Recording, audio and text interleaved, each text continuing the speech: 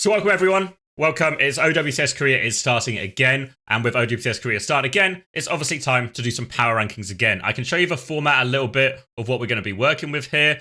It's going to be pretty similar to last year. There's going to be 9 teams, a top 9, and then those are going to play a round robin against each other, and then out of that, 8 teams actually go through. They split in half a little bit, so they split in half. Half of them are going to go into a seeding decider match, and the rest of them are going to be thrown into a gauntlet for a last chance qualifier. And then out of all that, they're going to go into an actual playoff bracket, which is actually squeezed in at the end here as well. So we'll get a chance to see all these teams filtered out into our final 2 that will be going to China for that first OWCS major of the year. So we've got lots of teams to look at, lots of teams to talk about. So let's take a look. I've made a little spreadsheet of all the teams, all the rosters. So all the teams kind of in the order I'm pretty sure they're seeded based on these first 4 teams in the order they finished last year. Then T1, the new partner team coming in, and then obviously these bottom 4 teams from the qualifiers, the open qualifiers they had in Korea. We've got all of their tanks, DPS and supports in green, pink and blue respectively. So as you can see, we've got a lot of stacked rosters, a lot of players to consider here. So we'll waste no time. We'll get straight into ranking them. And the best way to start the rankings is at the bottom here. So honestly, I think we're going to see a pretty big divide in Korea this year between the elite teams and, of course, the rest of the team. So when I talk elite teams, I'm really talking about the big 3. I'm talking about the big 3 for sure. Maybe there's some opportunities for T1 and FTG to punch up a little bit, and maybe we'll talk about that later. But I think these big 3 are pretty cemented in. We won't see too many changes in that respect. So what we have to do is filter out the bottom teams. It's worth remembering as well.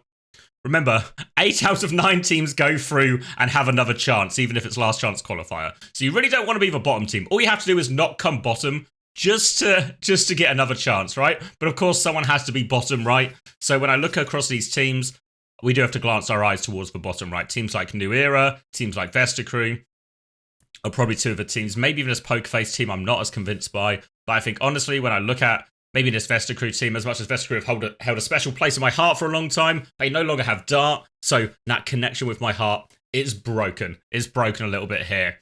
Farmer is a player we've seen play in little bits last year, but he's never been convincing. I know he's just been given cameos on Winston maps normally, but he's always looked really poor, actually. So as for solo tank here, I'm really worried about Vesta Crew. They've got Architect back from the grave.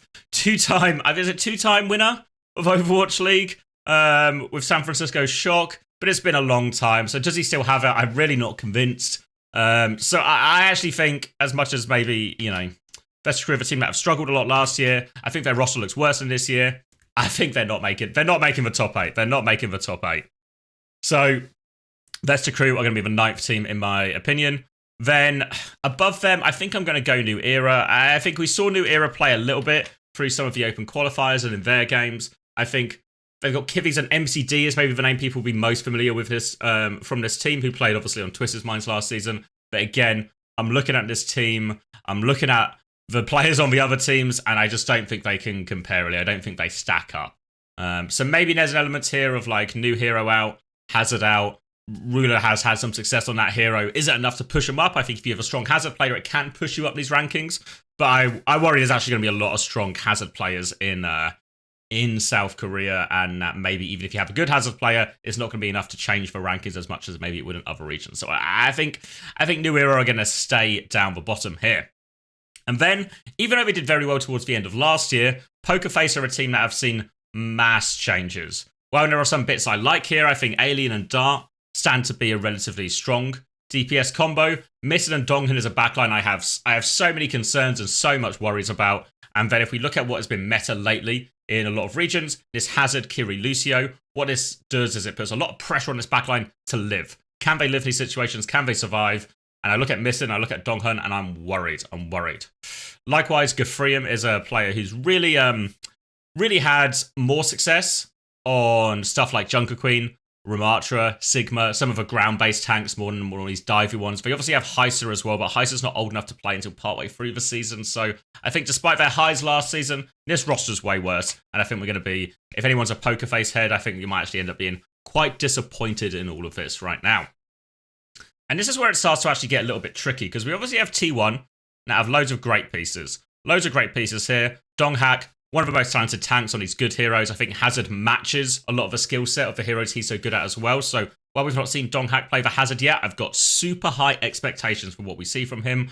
Likewise, they've got players like Proud, who is someone everyone's been really hot on for ages as a hit scan prospect. I mean, he's been around forever, so maybe he's not a prospect anymore. Maybe he's just established. Did very well with Pokerface last season. Super big talent. Again, though, similar to what we talked about with some of the other teams, maybe with Pokerface. The backline is where I get concerned. You know, skewed. Gladiator skewed. Back from retirement, back at it. I think he's looked okay in some of the games we've seen him in so far in some of the preseason tournaments. But I'm really worried about Opener. Opener, super nice guy. Everyone says nice things about him. But I'm worried. I'm worried when you look at the other elite backlines. Is he going to stack up? Right? Is he going to stack up? So T1 are a hard team to place because we've sort of reserved our top three. I think I made that clear at the start. But T1, Wei, For the Gamer, they can all get mixed in. Wei is a team who maybe have some older names. You'll see Who Are You, who is about as old a name as it gets. Obviously, this guy has a few rings going as well with both with Shanghai Dragons and Florida Mayhem. Mainly as a bench player, of course, but you know, Mac are also with a ring from the bench here. So they've got players you might be familiar with. I think Milgaru's looked pretty decent on the Hazard. Ade has had high points on hit scan as well. And even Lee Soo-min has looked good at times last year when he was on Haedric Dan and stuff like this. So I think there's a lot of reason to believe in Wei. Also, when we watch one of those preseason tournaments, the team that looked the strongest on this Hazard comp, and we'll be seeing a lot of this Hazard comp at least early on in this stage, in terms of a Hazard, Genji, Sojin, Kiri, Lucio, I think actually Wei have looked incredibly good on this composition. The thing we have to remember, though, is Stage 1 is quite long. Stage 1 is going to go on for at least 8 weeks, including playoffs, and that means we're going to get a patch change in that as well. And we've got to factor in there's going to be hero bans in this tournament as well. So all of these things where you're really good at the meta composition can be disrupted massively by the hero bans, by that mid-season patch. So while I think Wei might start very strong, I think they're going to fall off at a certain point here. So I think we might see Wei start very strong, but fall off. So I'm going to put Wei maybe a little bit lower, even though I think the first few weeks we could see them get some pretty decent results, actually. And maybe especially against T1 and FTG, I could see him beating them in the earlier weeks. But as we go all the way through the tournament, we hit hero bans, we hit a patch change. If Hazard is touched a lot in that patch change, I feel like we could really see Wei fall off. I think a trap teams are going to fall into against Wei is when Who Are You is on the Genji. He's still got it, guys. I'm pleased to inform you he still has it. So while you might see, in theory, you think, well, ban Genji away from Who Are You, get yourself an advantage in a map. I think a lot of these teams also fancy themselves on the Genji or their flex DPS player. Their best player is also the Genji. So I think Who Are You might actually get to play Genji in more maps than he won't. And will therefore be able to influence a lot for his team. It's all just the biggest worry for Wei is this meta change. How deep does their roster go? How deep does their flexibility go when the patch change, when hero bans test it? So I think they will fall off. And then when we get to T1 and For the Gamer, this becomes really hard. I think For the Gamer have maybe the opposite problem of Wei. I think in this meta right now, I don't think they're going to look that good. Thank you, Askaz. I don't think they're going to look that good right now in this current meta. I think Profit on Sojin is a very different kettle of fish compared to Profit on like a Widow or an Ashe or a Cass or something like this. So I think Profit is going to be potential weak link if he's forced onto Sojin or even forced off hit scan altogether in this meta. So I think For the Gamer, they will start slow, but they will overtake Wei eventually. I think there are lots of pieces I like on this team. Vigilante and Heesung, I think, super high talent players. So I think For the Gamer, start slow, ramp up. Start slow, ramp up. Do they beat T1 is the big question. I think there's still more high points on T1. When I look at the best parts of For the Gamer, maybe Heesung, maybe even Profit on the right heroes, actually, I think T1 just have more established, better versions of that. They have Donghak, they have Proud. I think they're just better versions. So I find it really hard to put For the Gamer above T1, even though I think in reality this 4, 5, 6 I've got here will be could vary quite a lot. And I think if anything, like I said, Wei might start very strong, which of course means now we've got our 4 to 9. We've got the top 3, our top 3, and this is where it gets really, really tricky because all these teams are so stacked. They've not made a whole lot of changes. In fact, the only real changes we've seen have, of course, been Falcons losing Smurf, losing Happy due to their retirement and heading to the military.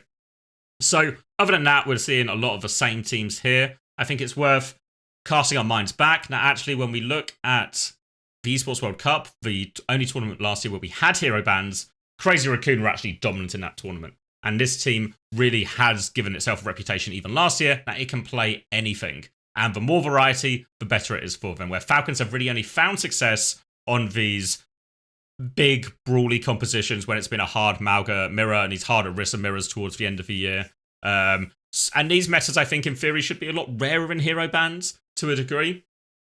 I think it's worth considering as well that Hazard is going to be a major factor for all of this, right? So I sort of have to look at these tanks as well and think who's going to be the best Hazard out of all of them. I think Burner has already shown a really great level in some of these preseason tournaments. I think Jumbin, he's good at everything, right? I think Jumbin will look very good. And I mean, you can really say the same about Hanbin. As long as it's not Winston, Hanbin's actually got it on pretty much every hero, I think. So it's a super high level of competition. And I think if we were to think purely about the Genji, Sojin, Hazard version of a composition, maybe actually Team Falcons are pretty competitive here. They get proper on Genji, Stalker on Sojin. This feels really good. Fielder and Chio on Kiri Lucio probably feels a lot better than Shu Chirong on Kiri Lucio. And the same over Finn Violet Lucio. So maybe Team Falcons, they can start strong. The meta might actually suit them quite well. But Falcons do have a reputation of starting slow after last year. And I think, again, when I think there's going to be a patch partway through the stage, we're going to see competitions push in different directions. Hero bans are going to force stuff in different directions. I think Crazy Raccoon do start to filter towards the top of that for me, because I think Jumbin will be more competitive. Maybe they have a bit of a Genji gap problem where he's saying he's good at Genji, but he's not as good at Proper and Pelican and the others.